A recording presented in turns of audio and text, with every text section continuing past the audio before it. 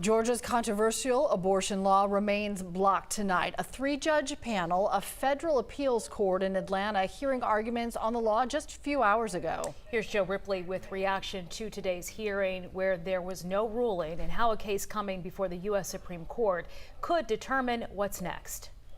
Georgia's heartbeat law, struck down in 2019 by a federal court judge, is now in a wait-and-see phase. The 11th Circuit Court of Appeals heard both sides of the issue of the case Sister Song versus Governor of the state of Georgia.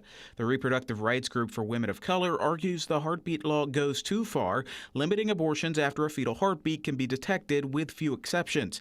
Doctors say that's typically around 6 weeks into pregnancy. Legal analyst Paige Pate says the heartbeat law would go against the near 50-year precedent set by Roe versus Wade. If you want to bring a facial challenge to a statute, you basically say, Judge, we don't need any evidence outside of the record here. We don't need to see how it would work in the real world. Just read this law and you can tell it's unconstitutional. This case is ultimately about letting her decide, letting women make their own healthcare decisions, and letting women and couples decide for themselves when to start or how to expand a family. Sean Young with the ACLU of Georgia notes the Supreme Court did not overturn Roe in its latest ruling to leave Texas's new law banning abortions after 6 weeks in place. The Supreme Court precedent has actually been clear that you cannot redefine what it means to be a person for the purposes of banning abortion and violating fundamental rights. But Emily Matson with Georgia Life Alliance believes Roe is due for an update. We have a better picture inside the womb.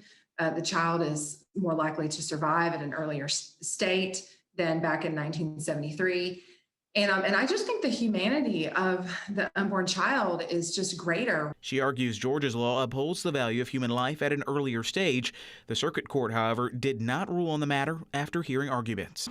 It is common for circuit court judges not to issue an opinion directly following oral arguments. In this case, it's likely the circuit court will wait until the Supreme Court hears oral arguments in a Mississippi case directly challenging Roe versus Wade. Arguments for that case are set to start December 1st.